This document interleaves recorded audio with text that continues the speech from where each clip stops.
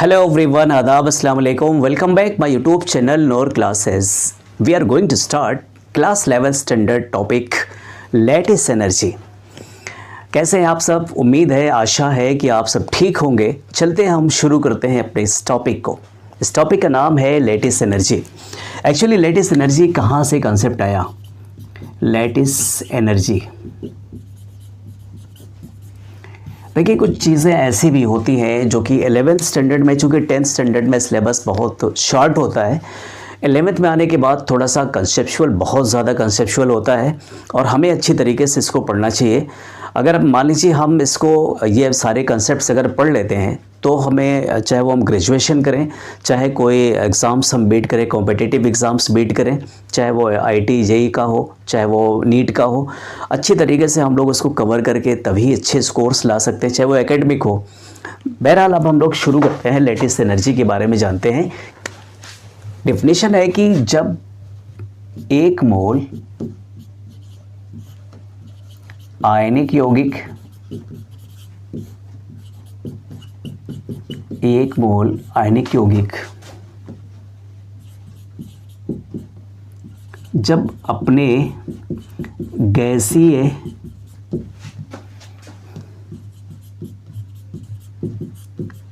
Ion से बने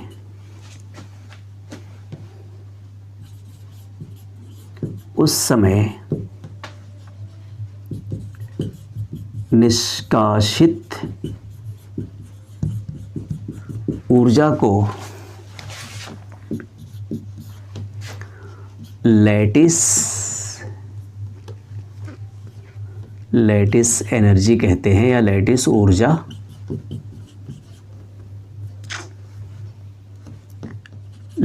ऊर्जा कहते हैं. बहुत सिंपल है, इस एग्जाम्पल के थ्रू हम समझते हैं. पहले लिखते हैं एग्जाम्पल. मान लीजिए आपके पास क्या है, Na कह रहा कि एक मोल आयनिक यौगिक जब अपने गैसीय आयन से बने उस समय निष्कासित ऊर्जा को लेटिस ऊर्जा कहते हैं. मान लीजिए आपके पास ये Na पॉजिटिव है, Cl2 या हाफ Cl, इसको हम ऐसे भी लिख सकते हैं, ये गैसियस मोड में है या आपका क्या सॉलिड मोड में है. इस गिवन क्या बन जाता है, क्या बनता है NaCl, जो कि सॉलिड बनता है, और प्लस ये HF, या इसको हम कहते हैं लेटिस एनर्जी, इसको हम कहते हैं लेटिस एनर्जी. ये जो रिलीज़ होती है इसको हम लेटिस एनर्जी बोलते हैं. इसको हिंदी में भी हम यही लिख लेते हैं थोड़ा सा, लेटिस ऊर्जा. ये जो मुक्त होती है यानी अपने आप निकलती है, उसे हम कहते हैं लेटिस ऊर्जा कहते हैं. अब ये लेटिस ऊर्जा हम डायरेक्टली क्या करते हैं, ये देखिए यहाँ पर नेगेटिव है, ये यहाँ से इस तरीके से हो जाता है. कह रहा है कि एक मोल आयनिक यौगिक बनाने के लिए, एक मोल आपका है आयनिक यौगिक है, ये NaCl के बीच क्या होता है, इलेक्ट्रॉन ट्रांसफ़र होते हैं. तो जाहिर है कि जब इलेक्ट्रॉन ट्रांसफ़र होंगे तो फिर वो आयनिक होगा. कह रहा है कि एक मोल आयनिक यौगिक बनाने के लिए, यौगिक जब अपने गैसीय आयन से बने, इसका मतलब क्या है, ये आपका सॉलिड है, ये आपका गैस है, ये सॉलिड होता है. अभी हम इसको क्या करते हैं, गैसीय मोड में ले आएंगे. बहरहाल अभी तो ये क्या बना है, इस तरीके से है. उस समय निष्कासित ऊर्जा को हम कहते हैं लेटिस. अब ये जो लेटिस एनर्जी होती है वो डायरेक्टली डिटरमाइन नहीं की जा सकती है. यहाँ पर हम लिख सकते हैं कि lattice energy does not determine directly. Lattice energy, यहाँ हम लिख सकते हैं lattice energy does not determine directly, यानी डायरेक्टली जो है लेटिस एनर्जी को डिटरमाइन नहीं कर सकते हैं, but indirect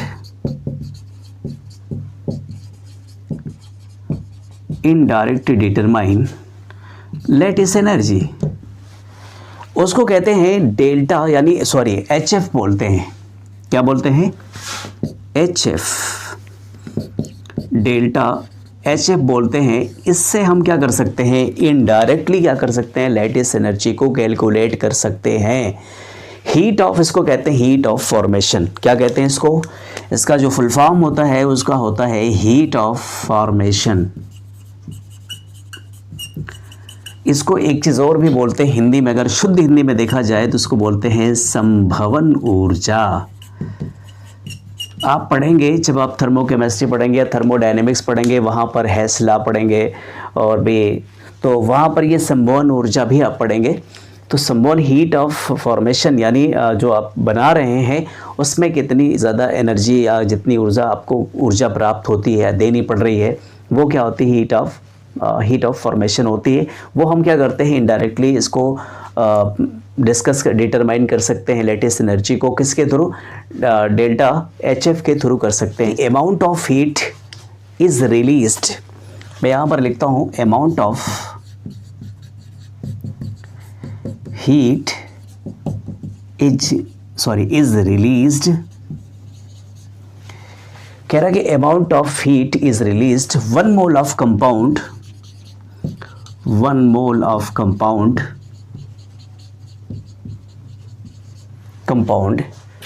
and its elemental and its elemental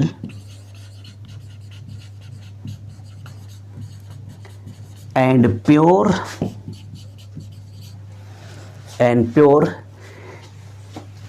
stable। Hindi में क्या कह सकते हैं इसको? कह रहा है कि आप जो 1 मोल कंपाउंड आप बना रहे हैं उसके अपने एलिमेंटल और प्योर स्टेबल स्टेट से उसमें जो एनर्जी आपको क्या हो रही मिल रही है उसे हम कहते हैं संभवन ऊर्जा या डेल्टा HF कहते हैं। इसको हम हिंदी में भी लिख लेते हैं, यहीं पर हिंदी में लिख लेते हैं। कहते हैं कि 1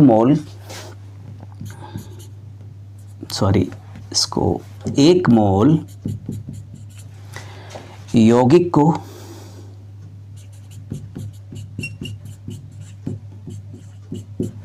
उसके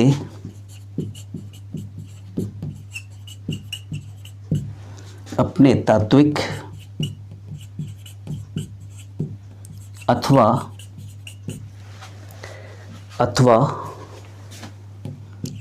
शुद्ध स्टेबल यानी स्थायित्व, शुद्ध स्थायित्व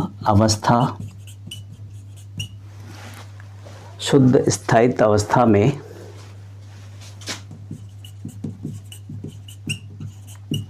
बनाने के लिए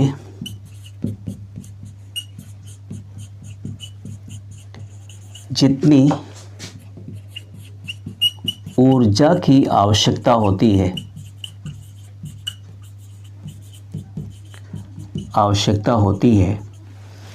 HF कहलाती है, डेल्टा HF कहलाती है। ये आपकी डिफिनेशन हुई। थोड़ा सा ये भी थ्योरेटिकल है। यहाँ पर हमने क्या लिखा था लेटेस्ट एनर्जी में कि 1 मोल आयनिक यौगिक जब अपने गैसीय आयन से, ये देखिए थोड़ा सा मिस हो गया था, ये गैसीय फेज में है, ये गैसीय फेज में है। और क्या बनता है? गैसीय आयन से बने उस समय निष्कासित ऊर्जा लेटेस्ट ऊर्जा कहते हैं उसको।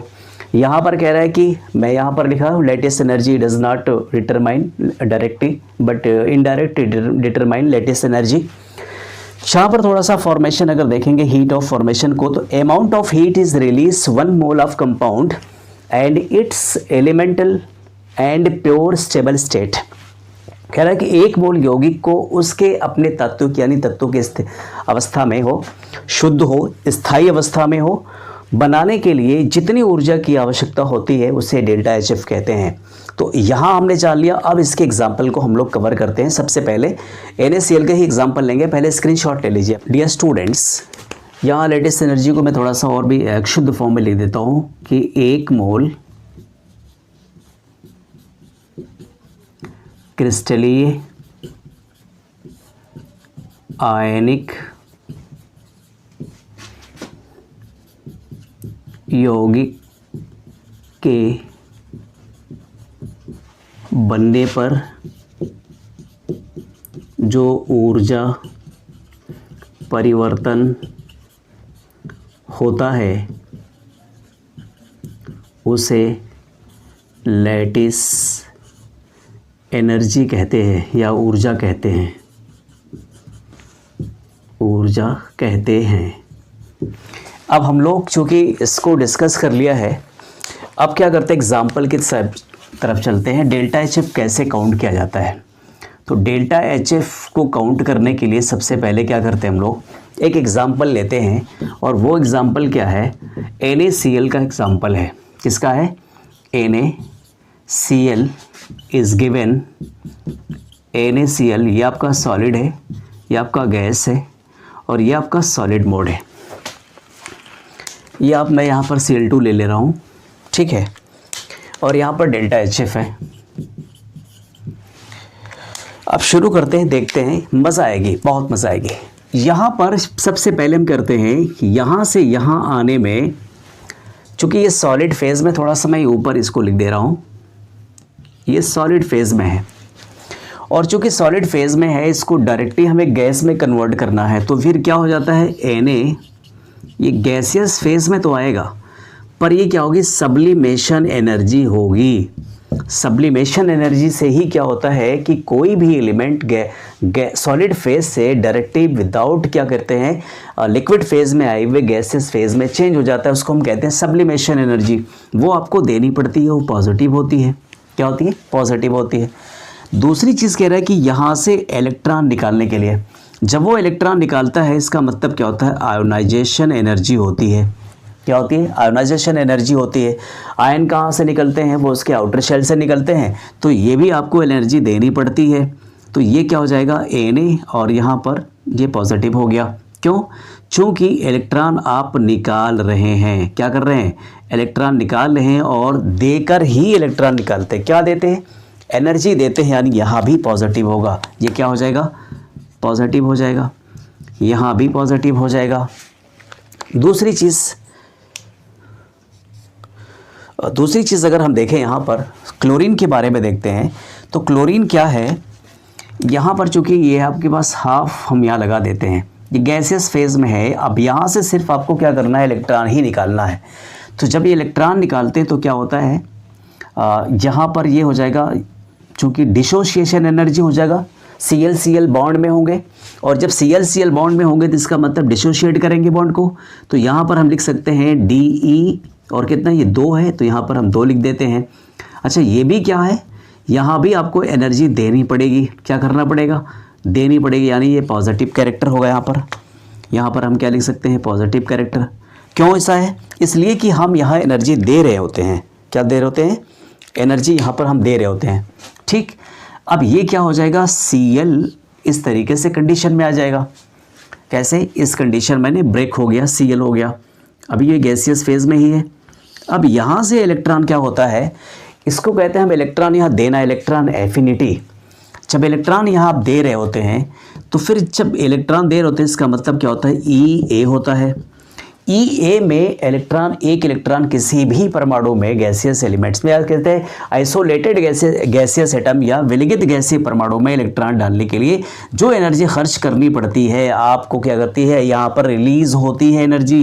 तो ये क्या होता है, निगेटिव होता है। क्या होता है, यहाँ पर ये होता है निगेटिव, यहाँ पर नेगेटिव होता है। चूँकि अभी तक हम क्या कवर कर रहे थे, पॉजिटिव कवर कर रहे थे, अब यहाँ पर क्या हो रहा है, नेगेटिव हो रहा है। इसका मतलब क्या हो गया, यहाँ पर Cl नेगेटिव होगा। अब ये चूँकि क्या हो गया, गैसियस फेज से यहाँ पर ये आयन हो गया, ये भी आयन हो गया, दोनों आयन में कन्वर्ट हो गए। अब जब दोनों मिल जाएंगे तो मिलने पर क्या होती है, ये लैटिस एनर्जी यहाँ पर रिलीज़ होगी। क्या होगी, लैटिस एनर्जी। अभी जब हमने इसके पहले वाले एग्जाम्पल को देखा था, वो भी गैसियस फेज में था, सोडियम था, क्लोरीन भी गैसियस फेज में था, दोनों ने मिले तो एक मोल आपका क्या हुआ, आयनिक कंपाउंड आपका NaCl सॉलिड फेज में बन गया। उसमें लैटिस एनर्जी आपको क्या हो रही, निकल रही थी, रिलीज़ हो रही थी। तो वो क्या हो रही, रिलीज़ होने का मतलब क्या होगा, ये भी निगेटिव होगा। क्या हो जाएगा, यहाँ पर ये भी निगेटिव हो जाएगा, ये निगेटिव हो जाएगा। तो ये नेगेटिव हो गया, इसका मतलब क्या होगा, आपका ये डेल्टा HF जो है यहाँ पर आपको मिल गया। ये डेल्टा HF आपको यहाँ से प्राप्त हो गया। अब ये चीज़ें क्या करते हैं, इसको एक हम फार्मूले के रूप में इसको लिख सकते हैं। ये देखिए थोड़ा सा बहुत ईजी है। अब ये क्या आ गया, ये भी गैसियस फेज में ही है ना, चूँकि गैसियस फेज में क्या, ये भी गैसियस फेज में है, ये भी गैसियस फेज में है। बना क्या आपके पास, NaCl बना, यही तो बन गया NaCl, ये NaCl बनता है, यानी Na positive plus Cl negative is given NaCl। ये सॉलिड फेज बना, ये गैसियस था, ये भी गैसियस था। अभी चूँकि यहाँ पर हमने ये लिख रखा है, यही हमने यहाँ पर उतार रखा है। तो अब ये क्या होता है, लेटेस्ट एनर्जी यहाँ मिल रही होती है और डेल्टा HF यहाँ आपको मिल रहा है, तो डेल्टा H आप क्या कर रहे हैं, कैलकुलेट कर रहे हैं। मैं कर रहा हूँ इसमें। डेल्टा HF इक्वल टू क्या लिख सकते हैं, सबसे पहले आपको सब्लिमेशन एनर्जी। तो सब्लिमेशन एनर्जी में SE हम लिख सकते हैं प्लस IE हमने दे रखा है, प्लस ये भी है, आयोनाइजेशन एनर्जी हो गया, प्लस आपके पास डिसोसिएशन एनर्जी हो जाएगी, DE/2 हो जाएगा। उसके बाद आपके पास ये देखिए नेगेटिव है, इलेक्ट्रॉन एफिनिटी है, इलेक्ट्रॉन बंधुता कहते हैं, माइनस EA लिख सकते हैं। अब उसके बाद क्या लिख सकते हैं हम यहाँ पर, माइनस एक और भी लिख सकते हैं, माइनस लेटिस एनर्जी LE लिख सकते हैं। ये आपका हो गया फार्मूला पूरा। इसी फार्मूले मुझे लगता है फ्रेम से कट गया होगा, तो मैं थोड़ा सा और इधर लिख दे रहा हूँ, इसको थोड़ा सा इधर मैं लिख दे रहा हूँ, आप लोग थोड़ा समझिएगा। इसको मैं पेन चेंज करता हूँ, तो इसमें लिखता हूँ, ये आपका सब्लिमेशन एनर्जी होगी प्लस आयोनाइजेशन एनर्जी होगी IE, प्लस डिसोसिएशन एनर्जी जो बॉन्ड्स आपने ब्रेक करी हैं, minus electron affinity, minus lattice energy. तो ये हमने फार्मूला को देख लिया। कहीं कहीं आपको क्या दिया होगा, लेटिस एनर्जी दिया होगा, या कहीं कहीं आपको लेटिस एनर्जी निकालनी होती है, इसी में से कुछ मिस करेगा, कुछ दिया रहेगा। तो इस तरीके से हमने क्या देखा कि HF को हम ऐसे कैलकुलेट कर रहे हैं, इस तरीके से कैलकुलेट कर रहे हैं, और HF आपका ये आ रहा है, ये फार्मूला आ रहा है। इसके स्क्रीनशॉट ले लीजिए। डियर स्टूडेंट्स, अब हम लोग एक और एग्जाम्पल करते हैं, और अच्छा एग्जाम्पल करते हैं। उस एग्जाम्पल के ज़रिए से हमें और समझ में आएगा, चूँकि जब हम लेटिस एनर्जी को डायरेक्टली डिटरमाइन नहीं कर पा रहे थे, तो बॉर्न-हैबर साइकिल आई, और बॉर्न-हैबर साइकिल के थ्रू हमने क्या किया है, इसको निकाला है। एक एग्जाम्पल और करते हैं, अभी देखिएगा, बहुत ही अच्छी तरीके से हम समझ सकते हैं। और चूँकि एक स्टेप में निकालें हम या 10 स्टेप में निकालें, जो एक स्टेप में एनर्जी आपकी खर्च हो रही है, आपको रिलीज़ हो रही है, वही जो है 4 स्टेप, 5 स्टेप या 6 स्टेप में भी वही आपको एनर्जी रिलीज़ होगी या मिलेगी। तो हम करते हैं MgO की करते हैं, यानी मैग्नीशियम ऑक्साइड के बारे में देखते हैं। ये आपका है Mg, और ये आपका है ऑक्सीजन O2 है, और यहाँ पर इस गिवन क्या हो जाएगा, MgO, मैग्नीशियम ऑक्साइड। अब इसमें देखते हैं कि थोड़ा सा एक चीज़ हम कंफर्म करते हैं। यहाँ पर ये हाफ O2 लगा देते हैं। एग्जाम्पल इस तरीके से है, ये आपका सॉलिड है, ये आपका गैसियस फेज़ में है, और ये आपका क्या है, सॉलिड फेज़ में है। और यहाँ पर क्या हो रहा है, डेल्टा HF मिल रहा है आपको, डेल्टा HF मिल रहा है, रिलीज़ हो रही है। सो ऑन इस तरीके से हम कैसे करते हैं, यहाँ से हम क्या कर रहे हैं, पहले हम सब्लिमेट करेंगे। क्या करेंगे डियर स्टूडेंट, सब्लिमेट करेंगे। तो सब्लिमेट कैसे करते हैं, यहाँ पर SE sublimation energy. Sublimation process वो प्रोसेस होती है जिसमें सॉलिड फेज से डायरेक्टली गैसियस फेज में पहुंच जाता है, वो क्या होता है, सब्लिमेशन एनर्जी होती है। चूंकि आप एनर्जी दे रहे होते हैं तो ये पॉजिटिव होती है, यानी हम यहाँ पर पॉजिटिव लिख देते हैं। तो ये क्या हो जाएगा, Mg। अब ये सॉलिड से गैसियस फेज में पहुंच गया, चलो पहुंच गया गैसियस फेज में। अब इसके बाद क्या होना है, इसके बाद वो कह रहा है कि यहाँ से आप इलेक्ट्रॉन निकालना है आपको। तो इलेक्ट्रॉन निकालने के लिए आयोनाइजेशन एनर्जी आपको खर्च करनी पड़ेगी। कितनी, आयोनाइजेशन एनर्जी खर्च करनी पड़ेगी। और इसका मतलब क्या हुआ कि इलेक्ट्रॉन आप उसके एक आउटर शेल से बाहर निकाल रहे हैं। तो जब आउटर शेल से इलेक्ट्रॉन बाहर निकाल रहे हैं तो इसमें आपको एनर्जी देनी पड़ रही है, तो आप पॉजिटिव दे रहे हैं, हमने पॉजिटिव लिख दिया। तो जब पॉजिटिव लिख दिया तो इसका मतलब क्या हुआ, एक ही इलेक्ट्रॉन आपने निकाला है, तो Mg+ हो गया। पर क्या इसमें Mg, चूंकि इसके आउटर शेल में 2 इलेक्ट्रॉन होते हैं, तो वो 2 इलेक्ट्रॉन निकलेंगे, एक से काम चलेगा नहीं। तो जब एक से काम चलेगा नहीं तो यहाँ पर क्या लिखते हैं, 1 लिख देते हैं। यहाँ पर हमने 1 लिख दिया। दूसरी कंडीशन में फिर क्या होता है, यहाँ पर भी वो क्या करता है, 2 इलेक्ट्रॉन, यानी दूसरा फिर से क्या करता है, आयोनाइजेशन एनर्जी यहाँ पर दूसरा लगाता है, ये लिखिएगा 2। जब ये 2 लगाता है इसका मतलब क्या हुआ, 2 इलेक्ट्रॉन यहाँ पर, ये भी यहाँ पर इलेक्ट्रॉन आपको एनर्जी आप दे रहे होते हैं। तो जब आप यहाँ पर एनर्जी दे रहे होते हैं इसका मतलब क्या हुआ, ये भी पॉजिटिव होगा इस कंडीशन में, और ये क्या बन जाएगा Mg2 पॉजिटिव, इस तरीके से 2 पॉजिटिव। और ये किस फेज़ में है, ये फेज़ में है, गैसियस फेज़ में है। किस फेज़ में है डियर स्टूडेंट्स, ये सब गैसियस फेज़ में आ रहा है, सिर्फ गैसियस फेज़ में आ रहा है। ठीक, ये तो हो गई आपकी। दूसरी साइकिल के बारे में अगर देखें तो यहाँ पर क्या होता है, यहाँ पर ये गैसियस फेज़ में यहाँ से देखते हैं ऑक्सीजन है, इसमें डिसोशिएट होगा, ऑक्सीजन ऑक्सीजन के बीच बॉन्ड होती है, तो यहाँ पर क्या होगा, डिसोशिएशन एनर्जी होती है, वियोजन एनर्जी, यहाँ बटे 2 तो यहाँ बटे 2 लगा देते हैं। ऑक्सीजन क्या होगा इस फॉर्म में, यानी एटॉमिक फॉर्म में आ जाएगा, ये मॉलिक्यूलर फॉर्म में था यहाँ पर, फिर हमने यहाँ पर डिसोशिएट किया इस तरीके से, तो ये क्या गैस है, अभी इस तरीके से आ गया गैस। अब पहली चीज़ें क्या होती हैं कि यहाँ पर इलेक्ट्रॉन एफिनिटी होती है, इलेक्ट्रॉन डाला जा रहा है।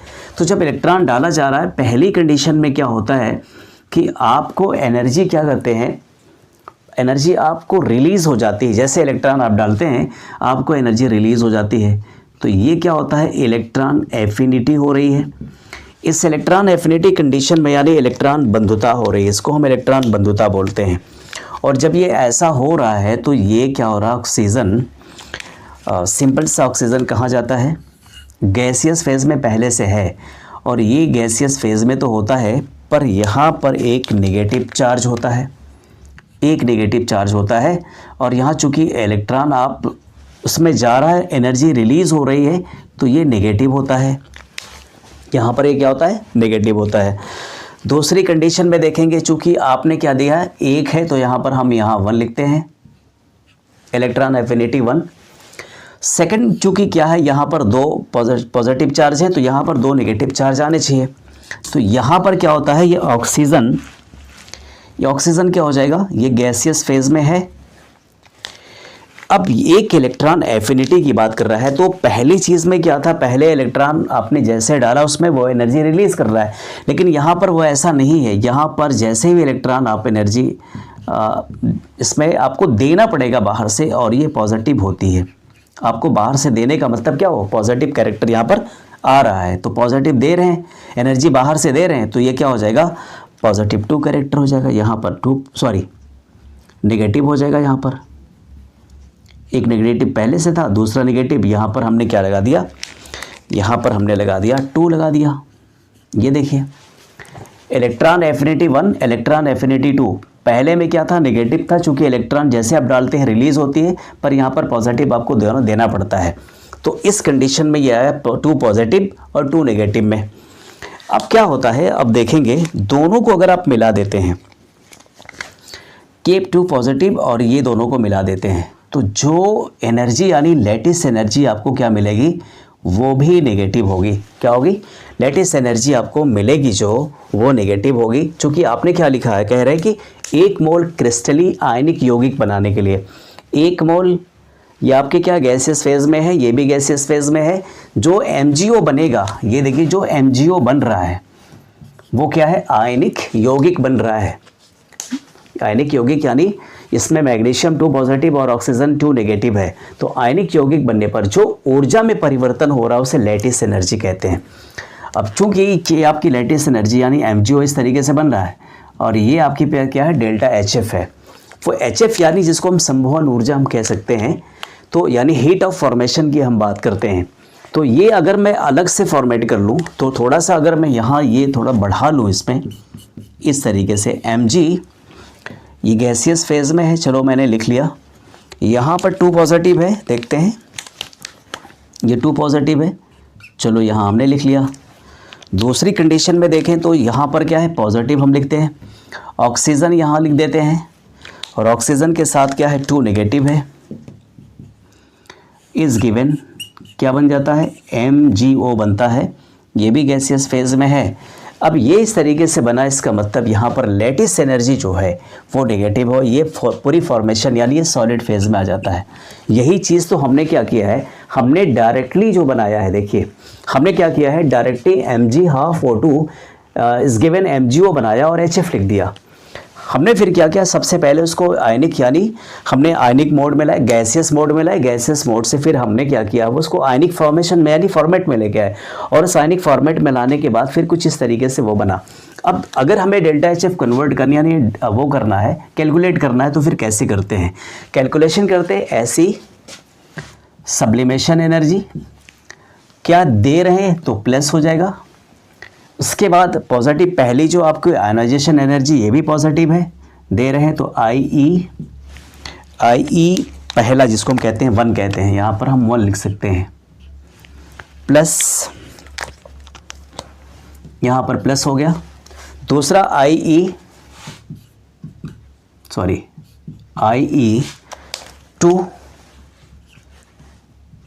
प्लस ये हो गया। उसके बाद आपके पास है DE डिसोसिएशन एनर्जी अपॉन 2। तीसरा आपके पास क्या है, EA यानी इलेक्ट्रॉन एफिनिटी, पहली जो इलेक्ट्रॉन एफिनिटी वो नेगेटिव है, यहाँ पर हम क्या करते हैं, माइनस कर देते हैं इसको, EA1 या 1 को हम इससे बना देते हैं, रेड पेन से लिख देते हैं EA1। दूसरी जो इलेक्ट्रॉन एफिनिटी है वो पॉजिटिव आपको बाहर से देनी पड़ रही है, EA2। फिर इसके बाद माइनस के आपके पास क्या है, लैटिस एनर्जी है, क्या है, लैटिस एनर्जी है। तो इसको इस तरीके से हम कैलकुलेट करते हैं, ये देखिए कैलकुलेशन कुछ इस तरीके से करते हैं, तब जाकर हमें क्या होता है, ये बॉर्न हैबर साइकिल का मतलब ही था कि एक स्टेप में आप कर रहे हो या 4 स्टेप में कर रहे हो या 5 स्टेप में आप कर रहे हो, सभी स्टेप में जो एक स्टेप में एनर्जी आपको मिल रही है या खर्च करनी पड़ रही है, वही 4 स्टेप के बाद भी एनर्जी का क्या होगा, एनर्जी आपको मिलेगी, रिलीज़ होगी। अब आपने इस तरीके से हेस लॉ पढ़ेंगे, जब आप थर्मोकेमिस्ट्री या थर्मोडायनेमिक्स में पढ़ेंगे, इसी चैप्टर के बाद अगर आप पढ़ेंगे तो फिर आपको और भी अच्छे तरीके से समझ में आएगा। तो इसका नोट कर लीजिए, प्लीज़ नोट डाउन या स्क्रीनशॉट ले लीजिए। अब हम एक चीज़ और भी यहीं कवर कर लेते हैं कि ये जो लैटिस एनर्जी है वो उस पर किस किस फैक्टर पर डिपेंड करती है, यानी how many factors are depend in lattice energy, किस किस फैक्टर पर डिपेंड करती है। तो सबसे पहले फैक्टर की बात अगर हम करें तो वो फैक्टर क्या है, क्या फैक्टर है वो, पहला फैक्टर ये है कि मान लीजिए आपके पास Na है ये, और ये आपके पास Cl नेगेटिव है, इस गिवन क्या आपके पास NaCl है, ये भी गैसियस फेज में है, ये भी गैसियस फेज में है, ये आपका सॉलिड फेज में है।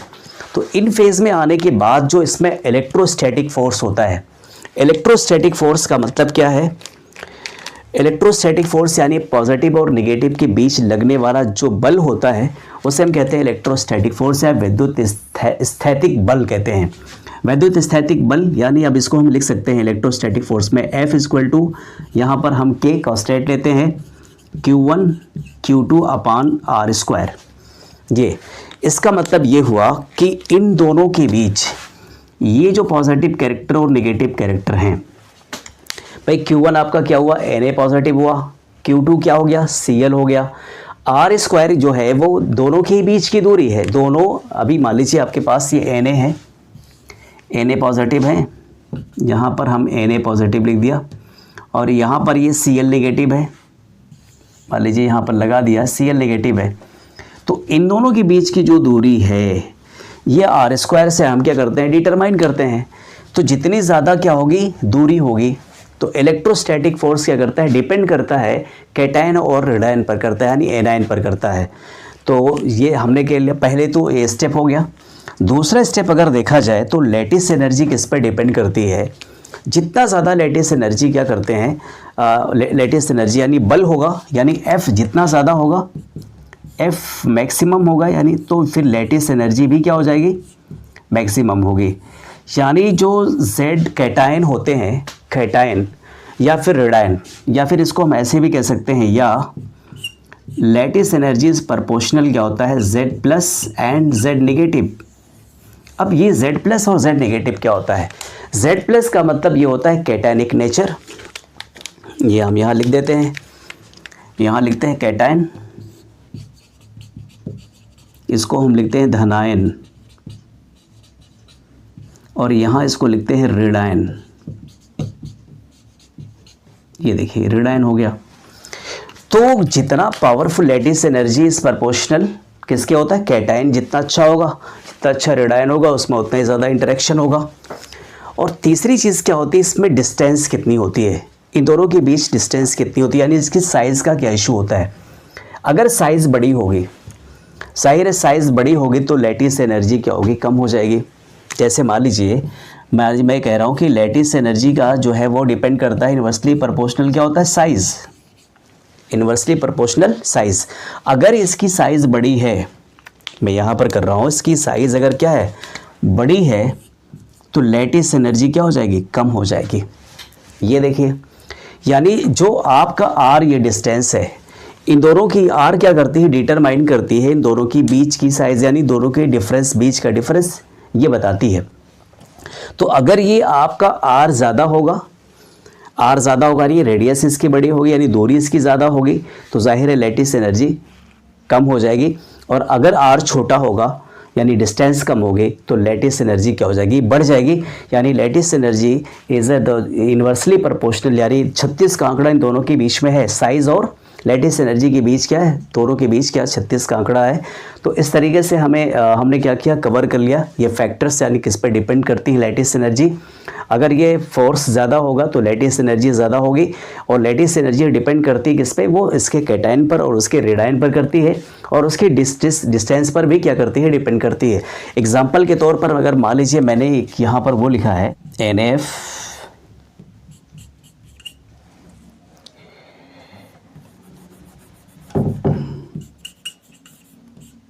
MgF और इसमें ALF3 और MgF2। मैं एग्जांपल लिख रहा हूँ कि NAF, MgF2 और ALF3, इन तीनों में अगर आप देखेंगे तो साइज़ का क्या इशू है, तीनों में F क्या है, सेम है। जहाँ देखेंगे तीनों में F क्या है, सेम है, एक ही, मतलब इस पे ऋणायन तो एक ही होगा, तीन हो अलग चीज़ है, लेकिन इसमें क्या होगा, सेम चार्जेस हैं, F पे सेम चार्ज है, तो चार्ज क्या हो जाएगा, यहाँ पर चार्ज यहाँ पर सेम है, इसका कोई इशू नहीं होगा, यहाँ पर हम इसको कैलकुलेट नहीं करेंगे। अब यहाँ पर साइज़ की बात आ रही है किसकी, यहाँ पर आवेशों की बात आ रही थी। देखिए यहाँ पर आवेश, यहाँ पर इस वाले पर, इस वाले पर, इस वाले पर, इसका कोई मतलब नहीं। सोडियम की अगर बात करते हैं तो सोडियम क्या होता है, यहाँ पर Na का प्लस है और Mg का 2 पॉजिटिव है और Al पे क्या है, 3 पॉजिटिव है। अब आप देखेंगे चूँकि मैग्नीशियम, सोडियम, मैग्नीशियम और एल्यूमिनियम ये पीरियड में आ रहे हैं, पीरियड में बहुत ज़्यादा साइज़ का इशू नहीं होता है, यानी बहुत हल्की हल्की साइज़ बढ़ती है पीरियड में, नहीं आवर्त में।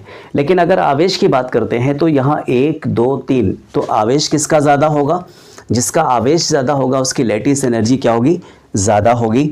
तो हम क्या लिख सकते हैं इसमें, हम यहाँ पर कर सकते हैं LF, ये इस तरीके से ऐसे कर सकते हैं। और अगले इसमें रूल्स में अगले लेक्चर्स में मिलेंगे हम लोग, फेजान्स रूल पढ़ेंगे।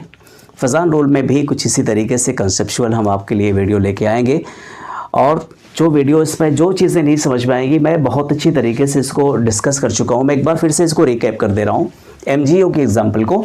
देखिए एक चीज़ हम जानते हैं, हम लोग क्या करते हैं, अभी बचपन से यही सीख रहे थे कि Na लिया, Cl लिया और इस गिवन यानी रिएक्शन करके NaCl बना दिया, लेकिन हमें ये नहीं पता था कि कैसे वो बनता है।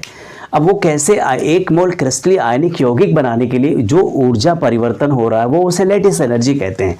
ये तो हमने अपनी डिफिनीशन लिखी अभी। तो हमने सबसे पहले क्या किया, वो गैसियस एटम को लिया, गैसियस एटम से ही इलेक्ट्रॉन निकलते हैं, उसको गैसियस फेज में चेंज करते हैं, फिर वहाँ से इलेक्ट्रॉन निकलते हैं, फिर वो इलेक्ट्रॉन क्या करते हैं, आपस में इंटर कन्वर्ट यानी इंटरेक्शन करते और वो बॉन्ड बनाते हैं। तो सबसे पहले क्या करते हैं, Mg को करते हैं तो सब्लिमेशन एनर्जी। सब्लिमेशन प्रोसेस वो होती है जो इलेक्ट्रॉन जो गैस से सॉलिड फेज से गैसियस फेज में चला जाए डायरेक्टली, तो यहाँ पर एनर्जी आपको देना पड़ेगा बाहर से। आयोनाइजेशन एनर्जी की बात करते हैं, गैस फेज में चेंज हो गया, अब आयोनाइजेशन फर्स्ट एनर्जी जो होगी वो एक इलेक्ट्रॉन क्या होता है इसमें से निकाला जाता है। फिर उसके बाद क्या है कि Mg चूंकि उसके आउटर शेल में 2 इलेक्ट्रॉन होते हैं तो फिर आपको एक बार और आपको आयोनाइजेशन एनर्जी देनी पड़ेगी। फिर उसके बाद ऑक्सीजन चूंकि गैसेस फेज में है पर ये क्या है मॉलिक्यूलर फॉर्म में है और यहाँ पर हमने 1/2 लिखा, इससे वो इसके बीच जो होती डिसोसिएशन होती, बॉन्ड्स की डिसोसिएशन होती है और वो क्या होती है गैसेस फेज में एटॉमिक फॉर्म में लेके आते हैं गैसेस फेज में। फिर उसके बाद एक जो आपका इलेक्ट्रॉन एफिनिटी है उसमें इलेक्ट्रॉन एफिनिटी की जो डिफिनीशन है कि किसी गैसियस एटम में या फिर हम कहते हैं आइसोलेटेड गैसियस एटम में कोई एक इलेक्ट्रॉन जैसे ही डालते हैं वो इलेक्ट्रॉन एनर्जी क्या होती है रिलीज होती है, बाहर आती है, तो वो माइनस में होती है। पर दूसरी बार अगर हम करते हैं तो इलेक्ट्रॉन पहली चीज़ तो वो क्या होगा, पहला तो इलेक्ट्रॉन एक्सेप्ट कर लेता है पर दूसरा इलेक्ट्रॉन एक्सेप्ट नहीं करता है। उसका रीज़न है कि वो एक्सेप्ट नहीं कर पाता है, उसकी साइज़ क्या हो रही है, उसकी साइज़ छोटी हो रही है। अब उसकी साइज़ जब छोटी हो रही है ना तो फिर वो क्या कर रहे हैं, अब यह देखिए कि उसकी शेल क्यों सी वैसे शेल से निकाला गया इलेक्ट्रॉन, तो अब ये क्या करते हैं इलेक्ट्रॉन एफिनिटी सेकंड में देते हैं, वहाँ पर एनर्जी आपको देनी पड़ रही है, डोनेट करनी पड़ रही है, तो ये प्लस हो गया। और फिर ये लेटेस्ट एनर्जी क्या होती है रिलीज़ होती है, वो भी नेगेटिव होती है। जब ये सारी चीज़ें होती हैं तो वो रिलीज़ होती हैं यानी प्लस और जी यानी ऑक्सीजन को मिलाते हैं टू नेगेटिव को, तो एनर्जी लेटेस्ट एनर्जी रिलीज़ होती है। और फिर ये MgO सॉलिड फेज में बनता है। डेल्टा HF को अगर कैलकुलेशन करना है तो हम इस तरीके से कैलकुलेशन कर सकते हैं और ये हमने किया है। फिर हमने इस पर लिखा है कि किस किस फैक्टर पर वो डिपेंड करती है लेटेस्ट एनर्जी, तो वो किस पे करती है। सबसे पहले हम क्या करते हैं इसमें लेते हैं इसकी इलेक्ट्रोस्टैटिक फोर्स के बारे में। इलेक्ट्रोस्टैटिक फोर्स क्या है, ये Q आपका ये Na पॉजिटिव है, Cl जो है Q2 है और इसके बीच की जो डिफरेंस होती है वो हम R स्क्वायर से डिनोट करते हैं। दूसरी चीज़ ये होती है कि फोर्स पे डिपेंड करता है, फोर्स जितना ज़्यादा होगा वो साइज़ जितनी छोटी होगी लेटेस्ट एनर्जी उसकी क्या होगी उतनी ज़्यादा होगी, साइज़ बड़ी होगी तो फिर क्या हो जाएगा लेटेस्ट एनर्जी कम हो जाएगी, मैंने यहाँ पर लिख दिया है। और फिर ये क्या होगा लेटेस्ट एनर्जी किस पर डिपेंड करता है, वो उसके कैटायनिक और एनायनिक नेचर पर डिपेंड करता है। और दूसरी चीज़ होती है साइज़ की, जो अगर साइज़ बड़ी है आयन बड़े हैं, आयन अगर ज़्यादा है, देखिए मान लीजिए जो आयनाइजेशन ज़्यादा है उसकी उससे इलेक्ट्रॉन ज़्यादा निकाले गए हैं, जिसका मतलब इसकी साइज़ छोटी हो रही और वो फिर क्या करता है वो लेटेस्ट एनर्जी उसकी ज़्यादा होती है। तो सो ऑन इस तरीके से हमने इस सारी चीज़ों को कवर कर लिया है लेटेस्ट एनर्जी को। इसके बाद हम फजांस रूल को पढ़ेंगे और फजांस रूल के बाद फिर हम लोग प्रॉपर्ली जो है वीडियो को शूट करते रहेंगे। और अगर वीडियो आपको अच्छी लगी हो तो चैनल को सब्सक्राइब करिए, लाइक करिए, शेयर करिए और अपने दोस्तों को भी शेयर करिए ताकि जो है ज़्यादा से ज़्यादा जो है बच्चों को इससे फ़ायदा हो सके। नूर क्लासेस के साथ बने रहने के लिए आपका बेहद शुक्रिया। Thanks for watching Noor classes.